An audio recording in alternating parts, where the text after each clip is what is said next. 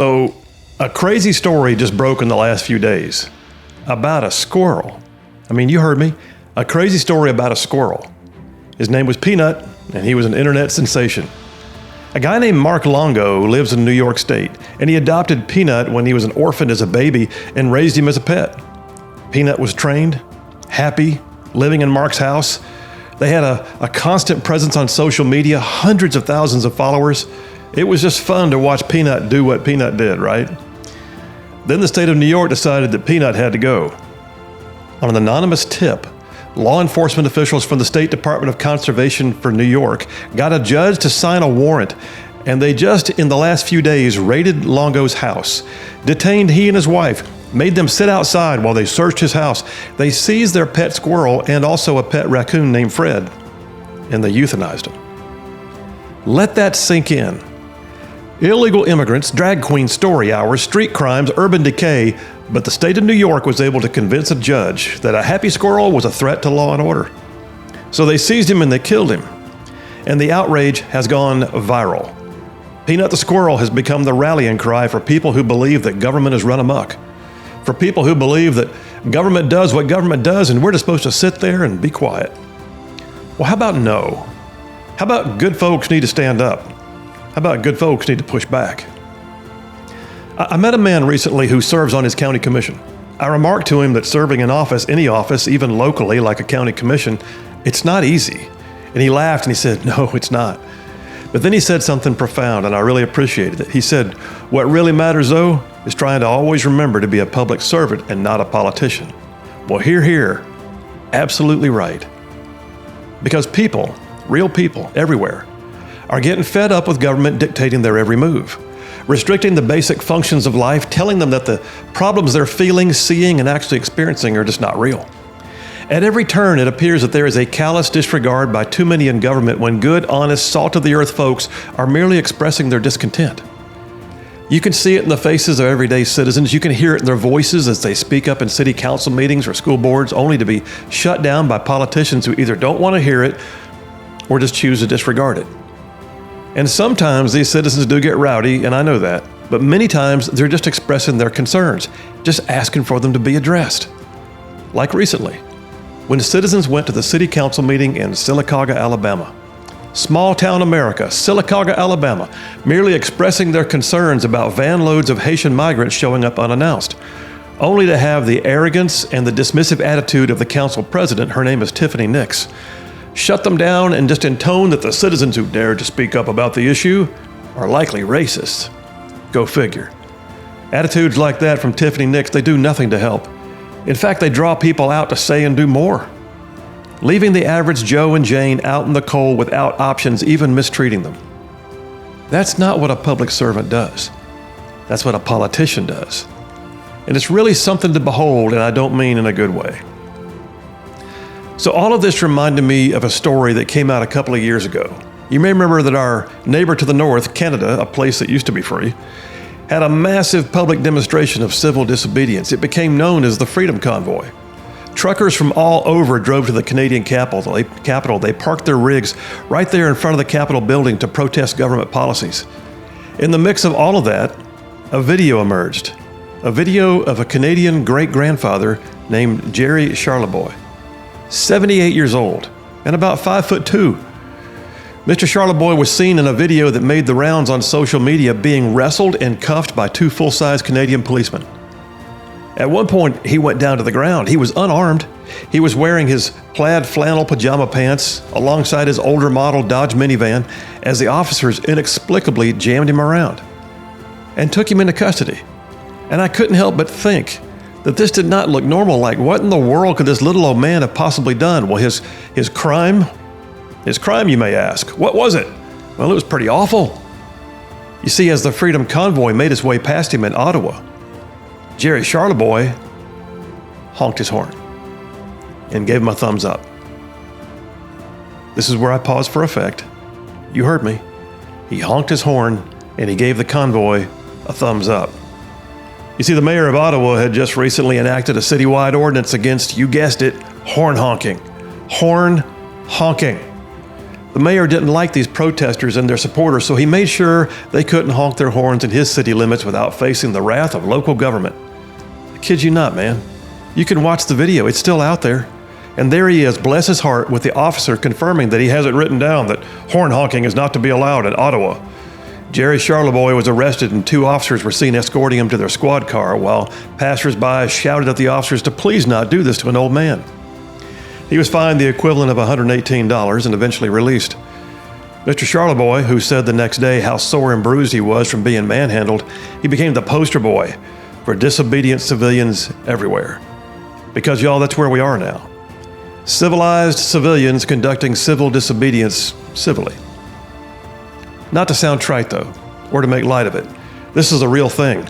More so than maybe any other time in recent history, we are seeing people conduct the very essence of civil disobedience all over the world as various forms of government, local, state, and federal, have all been coalescing in some areas or operating independently in others to curtail the most basic of fundamental freedoms such as freedom of assembly, freedom of speech, freedom of religion, freedom of movement, the right to earn a living. And before any of my liberal trolls want to bow up and say, well, the Constitution doesn't allow you to do certain things, or you can't infringe upon my well-being, or Phil, that was Canada, not the United States. Okay, what other lame responses do you have?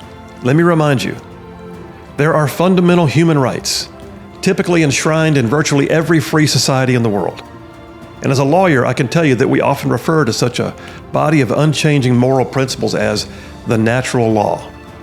Certain rights which, whether or not they are enacted by the black letter law of the society or nonetheless enshrined in the natural sense by God, nature, or reason, they are real, the natural law. Well, we had something similar here in the U.S. in the 70s. That Freedom Convoy in Canada, that's not the first time that's happened. They still refer to what happened in the 70s during the Jimmy Carter administration as Tractorcade. The Tractorcade showed up, protesting Carter administration government policies that were killing family farms, causing massive numbers of farm foreclosures. Over 3,000 farmers drove their tractors to D.C. and jammed up traffic and camped out on the Washington Mall seeking a change in policy. And they got the attention of the president. Yes, they did. Henry David Thoreau, he argued in his work aptly titled Civil Disobedience, that a man must not, quote, for a moment or in the least degree resign his conscience to the legislator. Thoreau also added, it is of no consequence whether a man breaks the law or not. Careful with those words, but the reality is, these positions that we're seeing right now, they are antithetical to the overbearing notions of state-worshiping progressives who for over 2 years during COVID demanded that we should just accept a perpetual state of emergency. Masks on children? Sure. School cut off? Absolutely. Churches denied the right to assemble? Whatever. Businesses declared non-essential and shut down involuntarily, some closing forever? Makes good sense. Not anymore. Those days are behind us. It's important that in some form of civil sense, with civility, that civilians find their means to conduct civil disobedience. It is our right. It is necessary. And every once in a while, government needs to hear the word no. And I'm not talking about riots. I'm not talking about destruction like the left always pursues. I'm not advocating for violence whatsoever, but I am advocating for not sitting idly by, for not staying quiet, for not just taking it because some local hack or some lofty politician or some DC bureaucrat decided they don't value your freedoms. Okay, so having said that, what are we to do? I'll tell you what we do. We collectively say no. If they ever come back with another societal shutdown like they did during COVID, then business owners need to start saying, I refuse to close down. Citizens need to say, I'm going to church on Sunday, and I'm going to worship collectively like it says to do in Hebrews 10:24. School boards need to say, masks are only optional. And if you have concerns because your small town had a busload of people dropped off with no plan for their support, who don't speak your language and you don't know where they're from or how they got there, then you ask your questions and you demand some answers. You're not racist for needing clarity. If you hear a group is organizing to go stand in the public square and call for basic freedoms, then consider adding your voice. If social media shuts you down, go to another social media platform and keep going. The average Joes and Janes have to make themselves heard, or we will continue to see overreaching arms of government restricting the natural laws that give us the right as humans to live freely. So as I record this podcast, the nation is preparing to go to the polls. If you're like me, you likely feel like this election is bigger than any other election we've had. In my lifetime, I can say that. It is. It has a sense of being huge. It has the feeling of being a game changer or a game loser. So I'm told that Coach Bear Bryant at the University of Alabama, back in his heyday, he had a saying that in every game, there's one play that can swing the momentum in the other direction, but you have to grab the play and move the momentum forward. This election that we're in, this election's a swing play. Because the existential threat to all that we as freedom-loving Americans hold dear is real. It's the fight going on within our culture right now. And like so many conservatives across the nation, I feel as though I've gone through Alice's looking glass lately. I mean, conservatives are constantly told that what we've always believed is right is now wrong and that basic discourse is no longer allowed. Dissenting opinions are somehow considered fringe. The President of the United States just branded anyone who disagrees with him as garbage. The left says that little old me, and anyone else who dares to think or vote like me, is a threat to democracy itself. I fought for democracy. Look, government leaders at all levels have browbeaten citizens over the past 4 years. They've pushed agendas, ruined lives, crushed businesses by declaring the winners and losers of society during that pandemic, declared some businesses non-essential, like I said, shuttered all of society, kept loved ones from visiting dying relatives in hospitals, and then took federal relief dollars, our tax dollars, and they used it to pretty much largely fund more government. Big tech being protected by sanctuary laws written to protect them. They're in full survival mode right now, knowing that they have to cancel the opposition in order to maintain their status quo. I don't know what would have happened if Elon Musk had not spent billions to buy Twitter. And to add to the Mad Hatter's Tea Party that we're in, there's actual government action these days being taken to legitimize the misguided notion that a boy can be a girl and that defining a woman scientifically is somehow impossible. Liberals across the nation have generated legitimate concern that given the opportunity, they'll do anything they can to water down the Supreme Court, to degrade the efficiency and accuracy of voting, label everything that we have as infrastructure so they can spend our grandchildren's money to build it. Look, 4 years ago, these concerns would have seemed far-fetched, but then 4 years ago, Georgia was a red state, elections were sacred, borders were secure, riots were not allowed. Think how much has been done to diminish our country in just 4 years. It's not a question of accepting a differing viewpoint. Politics is always cyclical. Things go around, they come around, they go around, they come around. I've often debated the issues. At times I didn't feel like I was prevailing in my debate, but I learned to keep working with life and just fuss at political differences. This that we're in, this is not that. This feels different. For conservatives, what we've been experiencing feels like a crushing attempt to literally change our way of life forever. We're being pushed and pushed and pushed. But there's times when the left pushes too far. Good people who would normally be content to be quiet, to live quietly, to work quietly, can bow up and get loud when all that they love and hold dear is being threatened. You ever seen or experienced one of those moments when someone is just pushed a little too far? Like the ones doing the pushing just can't grasp the fact that maybe there might be a limit to the amount of pushing they can get away with. And then suddenly the person getting pushed has just had enough, and they become the worst nightmare of the pushers.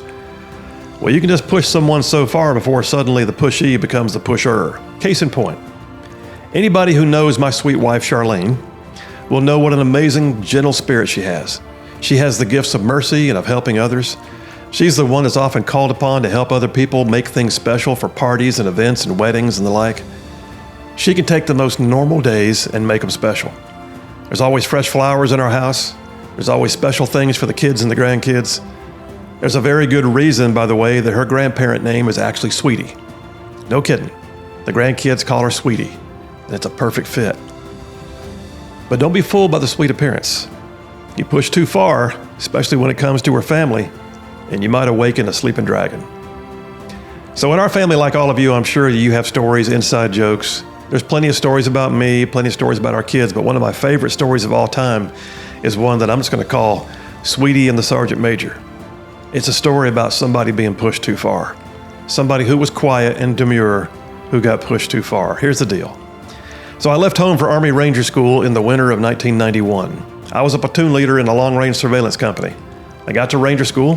For reasons apparently I couldn't understand, my orders got jacked up. I was in the mountain phase in North Georgia when I learned that my pay had stopped. My orders were messed up. We hadn't been paid. What's a huge deal? I mean, she's living at home by herself while I'm off in training with a 2-year-old and no way to pay the bills. That's push number 1. Well, the unit was absolutely no help whatsoever, which is a story in itself. They actually told her to call state headquarters. That's push number 2. And when she did pick up the phone and do what she didn't want to do, which was have to call people she didn't know and tell them she had a problem, she got somebody named Sergeant Major O'Kelly. Sergeant Major O'Kelly, a man with no fondness whatsoever for soldiers who go to special schools like Ranger and Airborne, he proceeded to tell her he felt no need to have to address the issue. Wondered aloud why I was even allowed to go to that expensive military school. That was the last push, y'all. Hell hath not the fury of a sweetie scorned. So she called back. She called back after Sergeant Major O'Kelly had abruptly ended the call and demanded to talk to his boss, Brigadier General McLaughlin. Okay, so I was a lieutenant and my wife just got mad and called the general. But the general was an old paratrooper who loved our unit. He got on the phone with her right away. He listened and he said, Ms. Williams, we're going to get this fixed right now. You just sit tight. I'll get right on it. He wished her well, said he looked forward to me graduating from Ranger School. Y'all, it wasn't 5 minutes later. Sweetie got a call from the Sergeant Major. His tone had changed like only a butt chewing from an angry general can bring about. Ms. Williams, he said, I'm sorry about that last call. We're going to get this pay issue resolved today, and I'm gonna make sure it gets to you ASAP. Again, I am very sorry. I would love to believe the general was actually standing over him while he called. Look, my son's a major, I'm a colonel, but neither one of us has a better story about squaring somebody away than Sweetie does. You see, Charlene had been pushed just too far. She came back with a passion, got something done about it. Here's my point. I tell you that story. It's a little lighthearted, but I tell you that because that's what it's going to take in our culture right now. The progressive counterculture is pushing and pushing and pushing. It's as if they have no measure of the fact that there's a vast swath of America that feels like it's just been pushed about to their limits. Well, then they can easily find themselves on the opposite end of the pushing. When good-natured folks decide they have been pushed too far. I'm here to say that some good, quiet folks out there need to find their spine and let them be known that they have been pushed far enough. So yeah, this election that's upon us right now, by the time you see this, the election results will be in. But I really do believe this election is our swing play. We got to capture the momentum. The only way to do that is for good, solid, salt-of-the-earth, well-meaning, and often unassuming folks to go from being the pushy to the pusher. You got to go full-on Sweetie on the Sergeant Major mode. It is absolutely necessary that conservatives speak up and do so loudly and often. So I say honk your horn for freedom and vote like your life depends on it. Do it for old Jerry Charleboy. Do it for Peanut the Squirrel. Do it for Sweetie and the Sergeant Major. But really, I mean, seriously, with all candor, do it for the right to keep America free. I'm telling you, that's what we have to do. We have to stand. We have to speak. That's what it's going to take to retake our country.